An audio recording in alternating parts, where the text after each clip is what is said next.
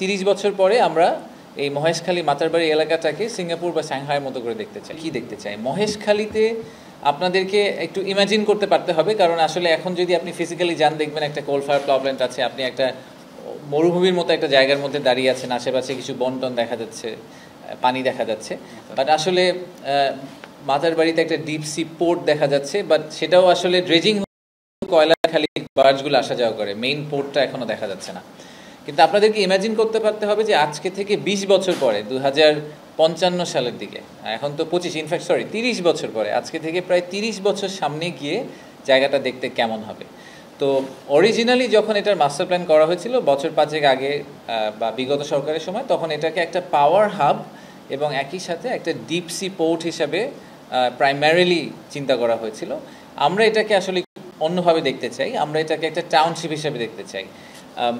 পৃথিবীর সবচেয়ে successful deep sea port সহ টাউনশিপ হচ্ছে সিঙ্গাপুরকে বলা হয় সবসময়, এবং আরেকটা পোর্টের কথা প্রায় উঠে আসে, সেটা হচ্ছে সাংহাই। তো আপনাদের যদি কখনো যাওয়ার সুযোগ হয়ে থাকে তাহলে মনে করেন যে আমরা যদি বাংলাদেশের একটা সিঙ্গাপুর করতে চাই বা বাংলাদেশের ভিতরে একটা সাংহাই পোর্ট করতে চাই, আগামী 30 বছর হাতে আছে সময়, ইমাজিন করতে পারতে হবে যে 30 বছর পরে আমরা এই মহেশখালী মাতারবাড়ি এলাকাটাকে সিঙ্গাপুর বা সাংহাইয়ের মতো করে দেখতে চাই। এটা is not a vessel city, এটা একটা স্যাটেলাইট সিটি না, ইট সেলফ ইজ আ টাউনশিপ। এবং অলমোস্ট চট্টগ্রামের আরেকটা এনহ্যান্সড এবং মডিফাইড এবং নিউ ভার্সন, যেটা আমাদের প্রাইমারি সোর্স অফ লজিস্টিক্স বলেন, ইন্ডাস্ট্রিয়ালাইজেশন বলেন, সব কিছুর জন্য এটা আমাদের একটা সোর্স। তো টোটাল আউটকাম স্টেটমেন্টটা কি, আমরা আসলে এখান থেকে কি এক্সপেক্ট করতে পারি সেটার ব্যাপারে কিছু রিসার্চ করা হয়েছে। আমি কয়েকটা নাম্বার আপনাদেরকে শেয়ার করব।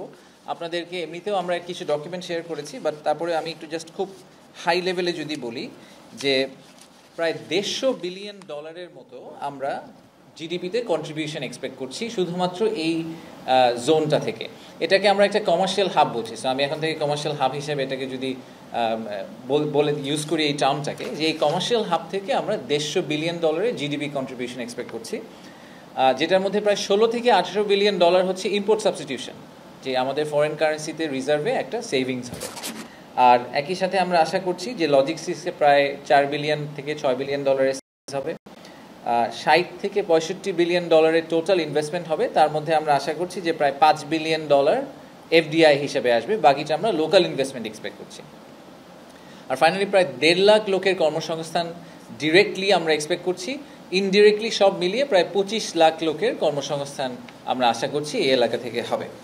তো এটা এগেন আপনাদেরকে একটু সামনের দিকে তাকিয়ে চিন্তা করতে হবে। আমি জানি যে আমরা সবসময় আশা করি যে কালকেই কি হয়ে যাবে, বাট আমাদের এটা this is a beginning of a very very long term plan. But আমরা যদি এটাকে সফলভাবে করতে পারি, আসলেই বাংলাদেশের চেহারা বদলানোর জন্য সবচেয়ে বড় ইনগ্রেডিয়েন্ট হিসাবে আসলে এই মহেশখালী ইন্টিগ্রেটেড ডেভেলপমেন্ট এরিয়াটা করতে পারেন।